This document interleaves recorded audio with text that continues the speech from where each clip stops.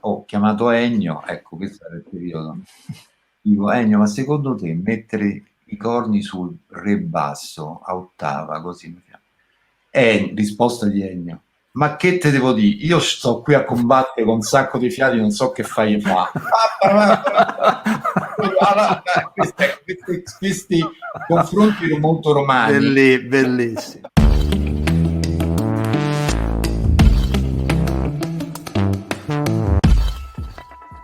Ciao a tutti e benvenuti nella nuova puntata di Soundtrack City. Ciao Massimo. Ciao Marco, allora dopo aver avuto come ospite Carlo Crivelli e abbiamo già citato che abbiamo avuto questo ospite straordinario, uno dei più grandi poeti della musica per immagini del nostro cinema, del grande cinema d'autore, pensiamo a Moretti e Gianni Amelio, abbiamo Franco Piersanti come ospite di puntata. Allora, Franco Piersanti, un compositore, dai, cioè ormai la sigla di Montalbano, voglio dire, è conosciuta ovunque e non solo in Italia. E ci parlerà di molte cose interessanti che hanno a che fare non solo con Montalbano, ma una serie di riflessioni sulla musica per immagini, sul suo passato di musicista per teatro.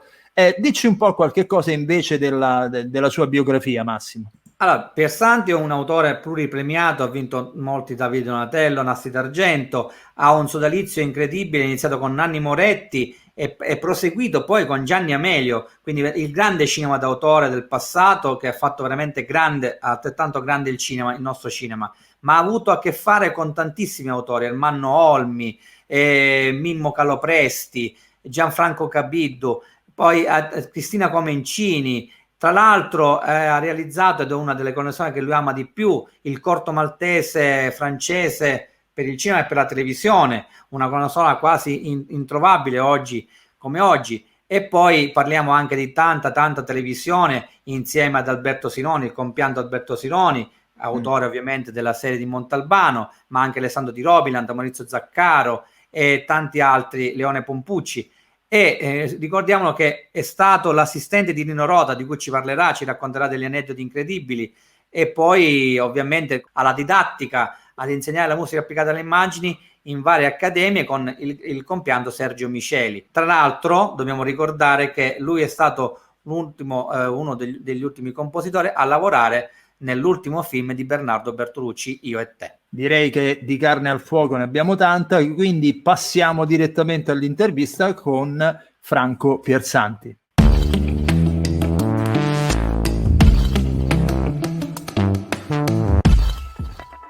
Salve a tutti e benvenuti a Soundtrack City. Ciao Massimo. Ciao Marco. L'abbiamo già presentato nella nostra introduzione, direi di farlo entrare senza... Eccolo qui, benvenuto. Ciao Franco. Grazie per il grandissimo, per gli aggettivi, ma insomma direi che possiamo stare un po' più bassi. Grazie e buongiorno a tutti.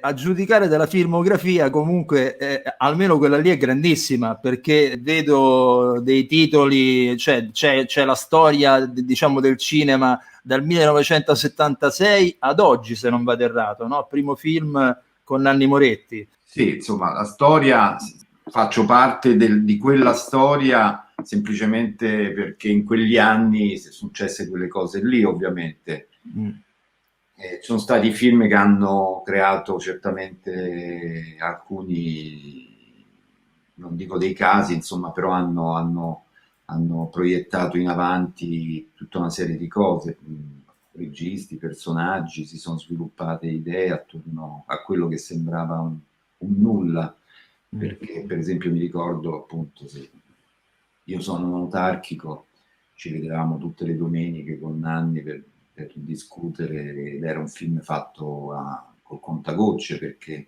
tutto il cast era libero soltanto di domenica, trattandosi di studenti, lavoratori e così via.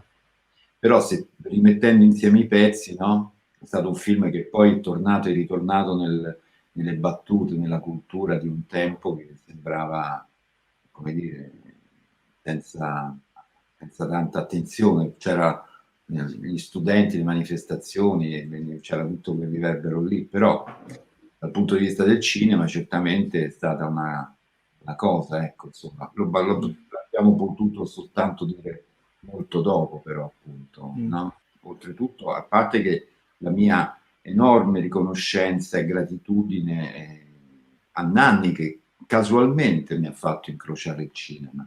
E poi però io sono entrato nel cinema perché era una professione che non pensavo assolutamente di poter intraprendere, no? Considerando che la mia idea era quella di fare il compositore, senza neanche sapere peraltro che cosa mi sarebbe successo o aspettato. Quindi la musica applicata è, come dire, un'occasione che si è presentata e quasi non cercata? Assolutamente sì, perché ho cominciato a fare il teatro, però sai, il teatro, a differenza del cinema, prima di tutto è una materia viva, allora almeno, c'erano registi dal vivo, non c'era la registrazione, si facevano perché c'erano soldi anche, non tanti, ma il fatto di essere chiamati a fare uno spettacolo e man mano, io ne ho fatti tanti poi di teatro, di quegli anni lì, mentre il cinema in qualche modo per me, Massimo lo sa, come dire, un certo ritmo è iniziato dagli anni '80 con Amelio, poi stabilizzandosi con Nanni, ma poi aprendosi anche ad altri registi. Ma io dal 75-76 a quegli anni lì, e anche dopo, successivamente, insomma, una sessantina di spettacoli teatrali li ho fatti, e sempre anche marciando meglio e bene, no? Perché poi ci si affermava fortunatamente nelle cose. E, però ogni spettacolo, anche piccolo che fosse, ci si poteva porre il problema, chiamiamo 1 o 2 musicisti, chiamiamo 4 musicisti, oppure facciamo una registrazione, che significava comunque andare in uno studio a registrare, ma finalizzata sempre al palcoscenico, no? Però il più delle volte, devo dire, la mia esperienza è sempre stata quella lì del gruppo musicale scelto ad hoc proprio, e quindi una musica che avveniva ogni sera, e ogni sera aveva come dire, quell'oscillazione che è propria poi di una cosa che avviene in quel momento lì, quindi del confezionato definito com'è il cinema poi. C'era tanto, capito? E l'incontro con Nanni mi ha permesso invece di entrare, di incontrare, anche di far conoscere, evidentemente, perché che per esempio Colpire al cuore è dell'81, mi pare. Sì. Sbaglio? 81. Dell'82. 82. Allora, Colpire al cuore è venuto perché, poi per dirti come si muovevano le cose, io sono notarchico, c'è Bombo e credo Sogni d'oro. Sì, giusto. Ecco, una mattina, e la mia filmografia erano 8 film a quel punto, 9 film credo. A quel punto mi chiama Paolo Di Valmarana, che era il produttore del Cinema Rai, che mi dice mi piace molto quello che scrive e vorrei incontrarla. Cioè, per dirti, una fortuna di quelle, capito? E io vado là e dice: stiamo mettendo su il film di Gianni Amelio, Colpire al cuore, mi piacerebbe che lei lo incontrasse per vedere se si intende. Cioè niente di forzato, tutto molto garbato e tutto molto... Cioè si muoveva su cose, su esigenze, su attenzione, capito? Ecco, purtroppo devo dire tutte cose che i giovani compositori di oggi non conoscono. Di ieri non conoscono, perché si muove tutto su altre strade, insomma, no? Io infatti volevo tornare, mi incuriosiva questi esordi teatrali, perché c'è un compositore con cui abbiamo intervistato ultimamente, che era Arturo Arnecchino, che anche lui ci diceva che negli anni 70 lui in realtà proveniva dal teatro e dalle esecuzioni dal vivo, in qualche modo, su teatro, e ci parlava appunto del rapporto che aveva la musica con il teatro, e soprattutto in quel momento storico dove era molto fertile come con l'ambiente artistico, ecco, da quel punto di vista. Quanto c'è nello stile di Piersanti, quanto è rimasto della lezione della musica applicata al teatro nel cinema? Allora, scrivere per il teatro, scrivere per il cinema, allora, venendo dagli studi classici ovviamente, non c'erano scuole. Cioè, c'era semplicemente la tua sensibilità, il rapporto con un regista, una richiesta precisa, alla quale, senza, anche con molta, come dire, con molta, anche con emozione e timore, no? Uno cercava di concretizzare quella richiesta, perché se, come mi ricordo, ho fatto 2 o 3 spettacoli di Goldoni, per esempio, e il regista ti diceva qui serve una serenata, tu facevi una serenata come potrai immaginarla, non so, è un musicista del Settecento, capito? Poi potevi prendere, ma era anche una cosa interessante perché poi pian piano, insomma, non essendo sprovveduto, ti facevano un nome che tu non conoscevi, ti documentavi e capivi che c'era stato, per esempio, io a 20 anni, per quanto potessi essere andato a teatro e così via, ma Eisler non lo conoscevo, devo dire. So, quando ho sentito Eisler, a me mi ha preso un colpo, ho detto, ma questa è la musica contemporanea, moderna, cioè, mi sembrava come sentire, capito, Max Richter oggi per un ragazzo, certo. Però era Eisler. Poi da lì scopri tutta una serie di cose, gli altri. Ecco, quindi si trattava di realizzare al meglio e dare il meglio di se stessi per mantenere anche un lavoro. Mettiamoci d'accordo. Tu prendevi, qualcuno ti diceva che è questa roba, avevi chiuso. E quello è stato importante. E scrivere per il teatro, quindi, era una cosa estremamente pratica e che si è affinata pian piano, ovviamente con una sensibilità, però come nel cinema.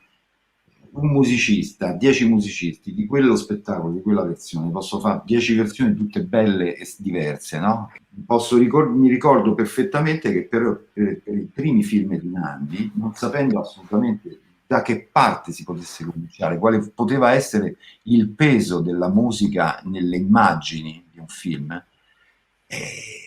anche Nanni, per quanto apparentemente allora preciso nelle indicazioni, seguiva una sua sensibilità che escludeva 1000 altre possibilità.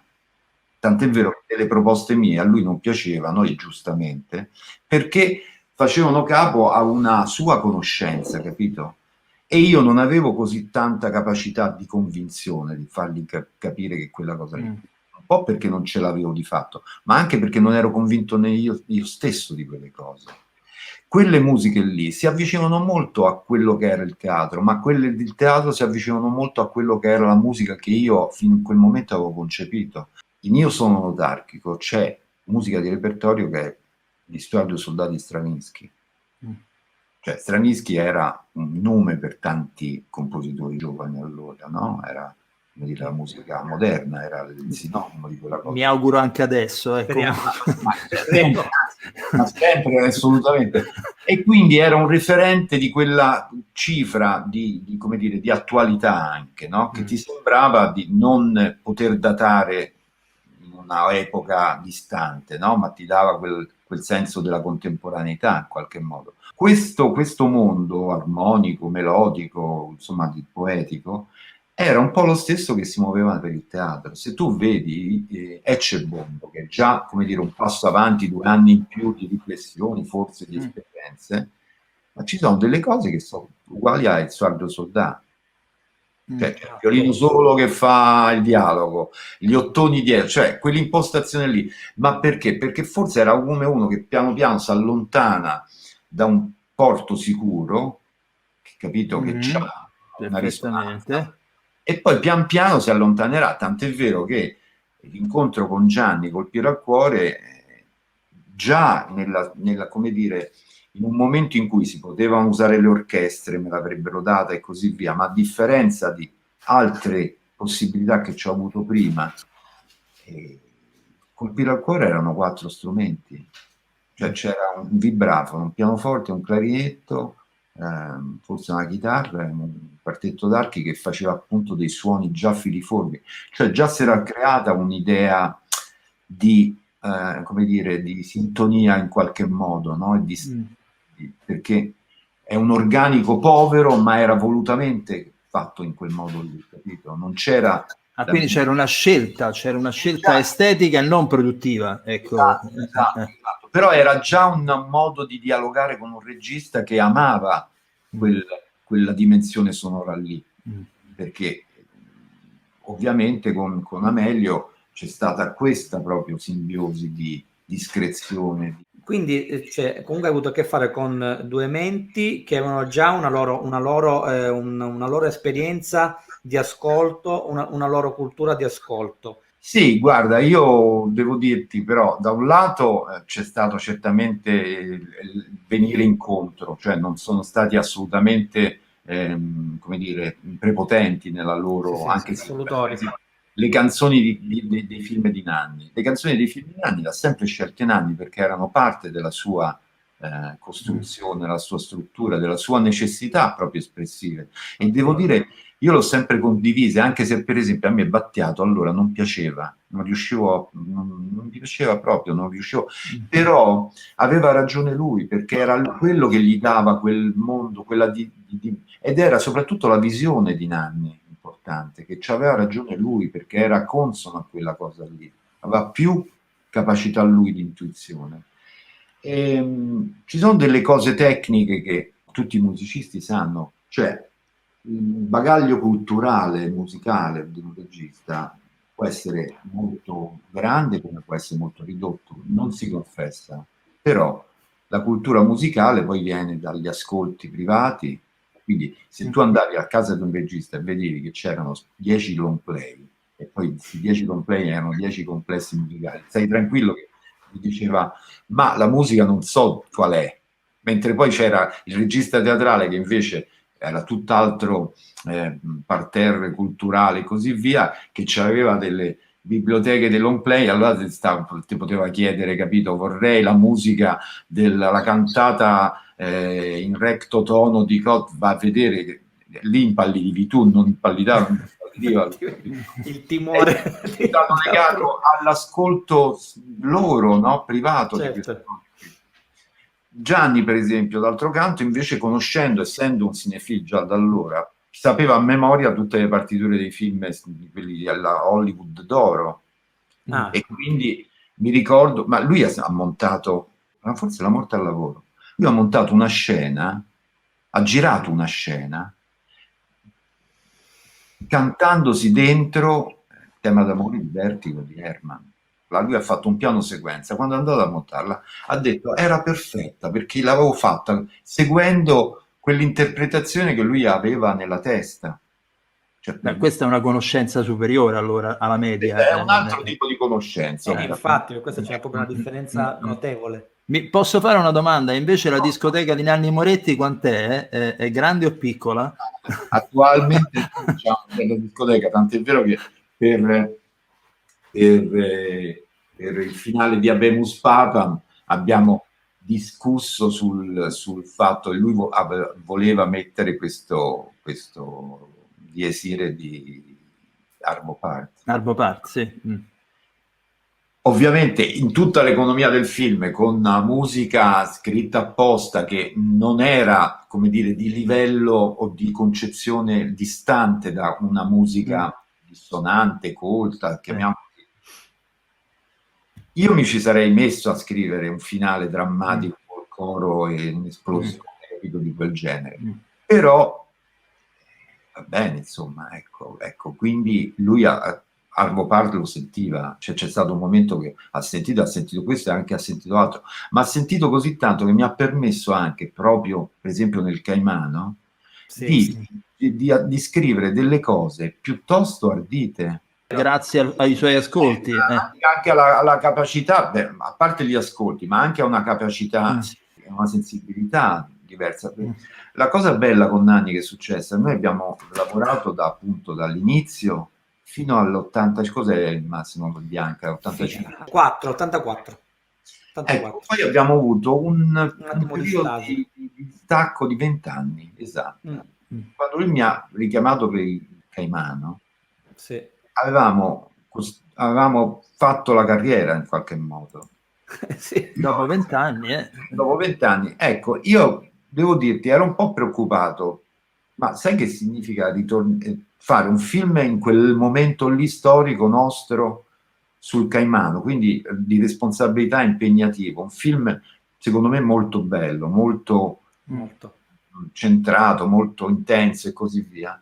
Beh, con Nanni è stato il film più facile da fare, incredibile, perché io quello che ho sentito e gli ho proposto al pianoforte, che poi certe cose non erano neanche facili da intuire, e lui l'ha accettate, cioè non accettate subito, no perché non sono arrivate subito, ma siamo trovati molto molto in grande intesa, proprio sul piano drammaturgico e di scelte, capito? E questa cosa traspare dal film notevolmente. Perché Difatti, secondo me c'è stato, insomma, dai, le cose si irradiano poi reciprocamente, no? Per tornare alla domanda di Marco iniziale, i passaggi, come dire, il tessuto della composizione, teatro, cinema e così via, forse in quel momento circolava una cosa, potevi fare una cosa teatrale per il cinema. Sì, sì. Tant'è vero, ecco, che Nanni inizialmente in quei pezzi lì c'ha delle cose teatrali, tra commedia e non commedia, questo che non è facile. Come fai? Infatti, come No, fai? io infatti volevo parlare di Habemus Papam dopo, perché secondo me lì è proprio la musica che fa da bilanciamento, secondo me, su tutti questi piani tra il grottesco, commedia, drammatico che ci sono, ed è un lavoro, lo dico, secondo me splendido. So, però vorrei fare un passo indietro e prima sentivo che i pezzi sono stati proposti a Moretti al pianoforte. E questo già è secondo me una sorta di manifesto programmatico, secondo me. Anche oggi lo fai come modus operandi o a volte sì o a volte no? Ma guarda, è un mezzo in più. Sì. Cioè, il regista si sente molto più tranquillizzato se riesce come dire, a comprendere, no, già quello che sarà. È perfettamente cosciente che il salto in sala di registrazione, quindi che sia con uno strumento o con un'orchestra addirittura, è quella cosa che lui non può sapere finché non la sente. Certo. Può dirti gli archi, può dirti questo, però poi non la sente e delle correzioni avvengono lì. Allora, che sia tu porti adesso c'è la possibilità di farlo, sempre o col pianoforte, una cosa registrata. Devo dire che io la preferisco di gran lunga, perché rimane sempre la cosa più in colore, piuttosto che colorarla con dei suoni che poi sono anche molto, molto ingannatori spesso. E l'esempio è l'ultimo film di Nanni, Tre Piani, che ancora non esce, doveva uscire l'anno scorso, avevamo finito il mix proprio a fine febbraio, prima della pandemia, del lockdown, sì.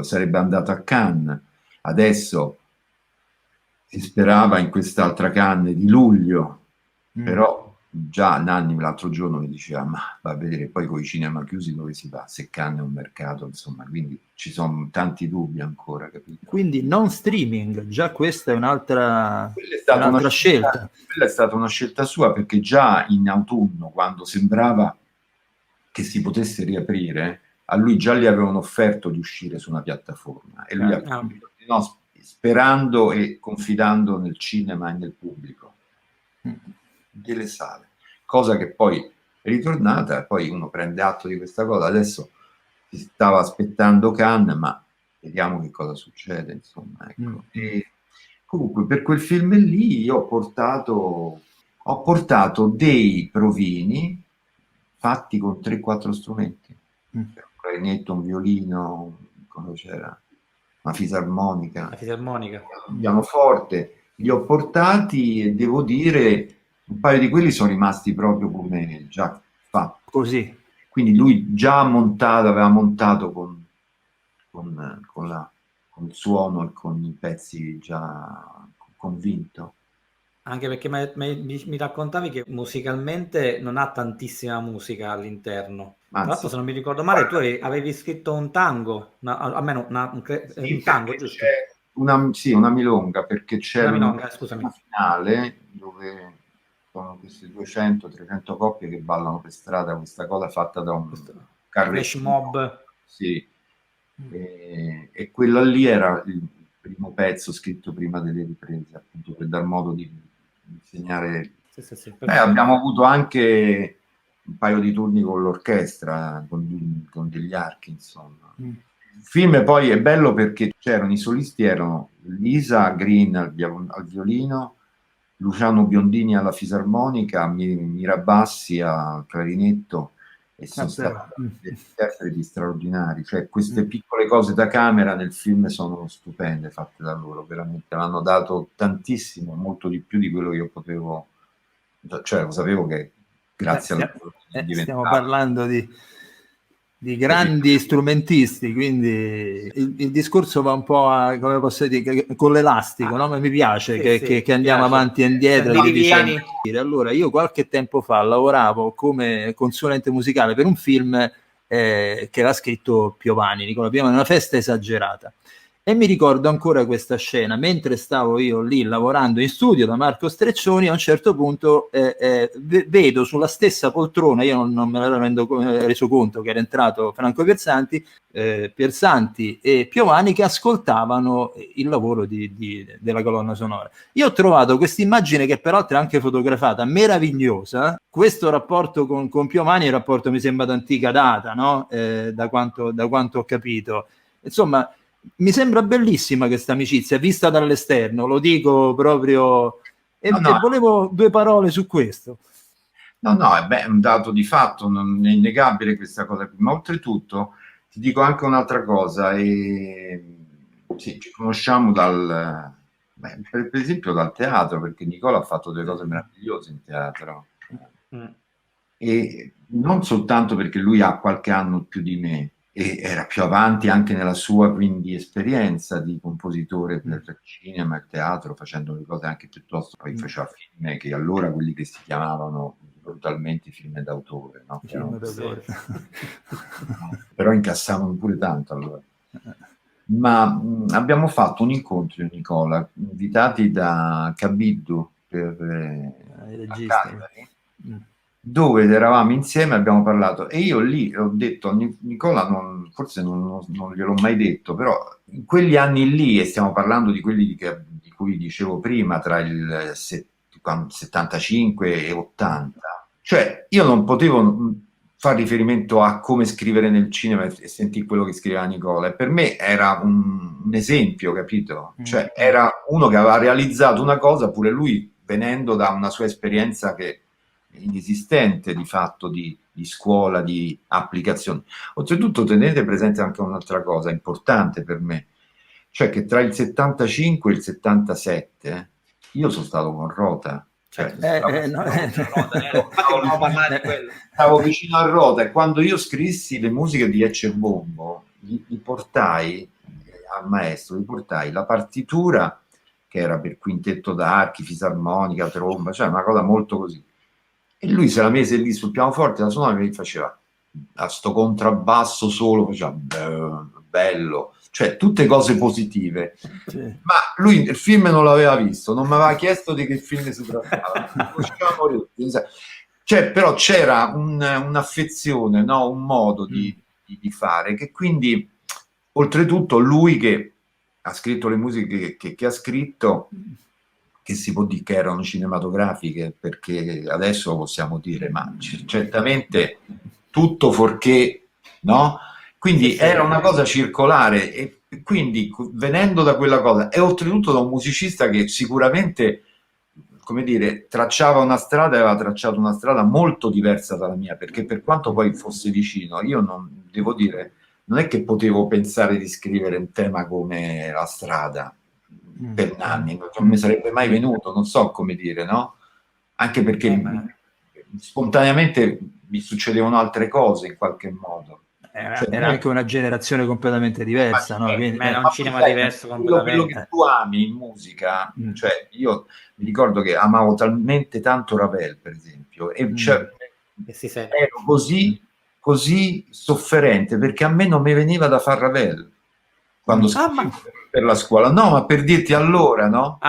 Forse io oggi avrei da ridire su questa tua affermazione, però vabbè, ascoltavo Corto Maltese ed è molto raveliano. Sì, vabbè, ma sai, dopo quanti anni? Un bel po'. Comunque, per dire questo, insomma, ecco, quindi con Nicola questo legame è proprio una cosa viva, e tuttora ancora Cioè, sai, sono di quelle cose che puoi parlare, ma con Ennio succedeva con Ennio, sì. Guarda, mi rimane impresso una cosa, Franco, scusami se ti interrompo, ma tu mi hai raccontato una tua storia su Ennio per la gratitudine nei confronti di questo grandissimo titano della musica, che mi è rimasta impressa, mi ha commosso tantissimo. Tu me lo raccontasti a casa, quella quando lui diciamo, quando tu hai avuto l'esperienza americana e lui ti ha elogiato e ti ha portato con il suo, diciamo, col suo una sorta di lettera di presentazione per l'avventura americana. Questa cosa mi ha colpito parecchio, perché è difficile oggi come oggi pensare che due maestri, due compositori di musica applicata, diciamo, si elogino uno con l'altro o si aiutano con l'altro. Beh, sai, lì si parla Ennio, insomma, altro che compagno, insomma, era un maestro principalmente, e poi pensa che io questa cosa qui gliel'ho raccontata a Marco, al figlio. Una sera siamo andati all'opera insieme, Ennio, Marco, la moglie e io, poi siamo andati a mangiare una pizza, e parlando, questo è successo 4 anni fa, ritornando a parlare, io ho detto a Ennio: ma tu non ti ricordi quando c'è stato nel 92 che io sono andato a Santa Monica, Hollywood, a provare questa avventura, e io ho salutato lui, Sergio Miceli, Bassetti, Nicola, tutti quanti, ragazzi, in volo era appena scoppiata la guerra in Iraq, figurati che periodo. Vado giù, proviamo questa cosa, molto anche ingenuamente, però per via di una moglie americana insistente, e anche a ragione, perché voleva, insomma, qualcosa. Ennio non è stato chiesto niente. Ennio mi ha chiamato il giorno dopo, mi ha detto: senti, visto che vai lì, ti ho preparato sta lettera per il mio agente. Cioè, aveva fatto tutto da solo. Io sono arrivato, mi hanno chiamato, mi hanno fatto, hai capito? E l'ho raccontato a Marco, che Marco non la sapeva sta storia. Marco il figlio. Sì, ho detto: tu lo sai tuo padre che cosa, che regalo che mi ha fatto, insomma. Poi le cose sono andate diversamente, perché io ho rifiutato i film che mi hanno chiesto, quindi figurate un po' come siamo andati. Erano delle cose che non mi sentivo io come debutto, capito? Perché probabilmente non avevano i soldi per chiamare Goldsmith, gli servivano delle cose tipo, erano delle cose molto, avventure molto da Rambo, capito? Dove io, la mia esperienza italiana non mi aveva messo nelle corde Rambo, quindi non me la sentivo più. Beh, c'è stato Siliotto che ci ha raccontato delle cose molto carine in questo senso della sua avventura americana. Certo, Carlo se le ha passate tutte quelle esperienze americane. E anche lui ci ha parlato dell'aiuto di Morricone in questo senso, no? Quindi vedo che la vita, che Morricone è stato molto, come posso dire, generoso nei confronti di quelli che eravate i giovani compositori rispetto a lui. Quindi... No, assolutamente. Guarda, ti dico anche un'altra una battuta a lampo. Sai che significa proprio? Io stavo scrivendo Corto Maltese. E c'era un anello, stavo pensando, dico, ma questo effetto qui mi piacerebbe darlo a degli strumenti strani, non so, controfagotto, erano delle note basse, dico, forse ho chiamato Ennio, ecco, questo era il periodo. Dico: Ennio, ma secondo te mettere i corni sul re basso a ottava, così? Risposta di Ennio: stava scrivendo, com'è quel film, Wolf? Quello di Wolf, quello con Jack Nicholson. Di Levinson. Quello di Levinson con Jack Nicholson e Michelle Pfeiffer. Mi dice: ma che te devo dire? Io sto qui a combattere con un sacco di fiati, non so che fai fa. Questi confronti erano molto romani.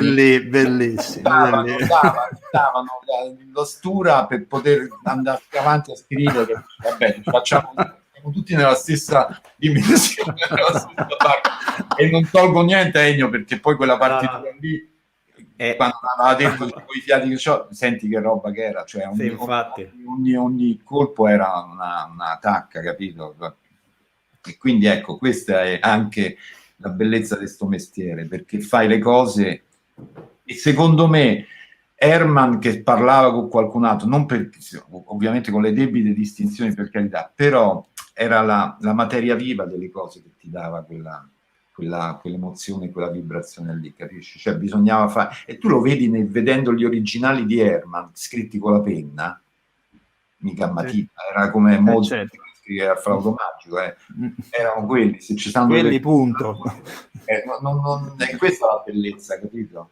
Secondo me mi è fatto venire in mente una cosa bellissima che questa tua telefonata con Morricone quando tu facevi Corto Maltese e lui The Wolf, mi è ricordato che a un certo punto Herman entrò in sala di registrazione, c'era Goldschmidt che stava facendo un western e Herman si ferma, guarda lo schermo, sente la musica di Goldschmidt con tutta l'orchestra, che dovevano fossero 80 elementi, lo blocca mentre stava dirigendo e dice: Jerry, è un film di merda, lascia stare, non gliela regalare sta musica, tienitela da parte per un altro film, ma è già quasi tutta incisa, no lascia stare, rifai tutto da capo, scrivi una cosa più scema, più cretina, non ti preoccupare. È entrata, c'era in un libro di Fred Steiner questa cosa qua, mi dice ovviamente un'altra terminologia tipo, però quello era il senso. Però ripeto, questo dialogo tra due compositori romani, lo dico da romano, scusate, ma c'è quella dissacrazione lì che è bellissima. Difatti. Ma sai, anche per esempio con Nicola, parlo di cose che so, alla fine io che ero sempre, sono sempre stato tra i due quello appunto più...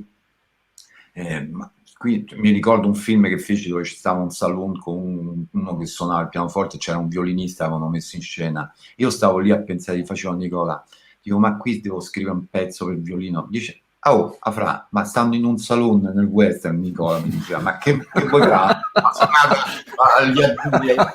Le cose, la sonata di Beethoven, dice ma manco si sentiranno, no? Per dirti, è tutto un giro così di roba, capisci? Di cose. Oppure quella che ti salva sempre nei momenti, che ci ha sempre salvato nei momenti di crisi, era dire è soltanto un film, poi alla fine è soltanto proprio queste tragedie che si accumulavano, c'avevi una scadenza, non c'avevi ancora un'idea, no? Perché poi ragazzi si parla di quello anche.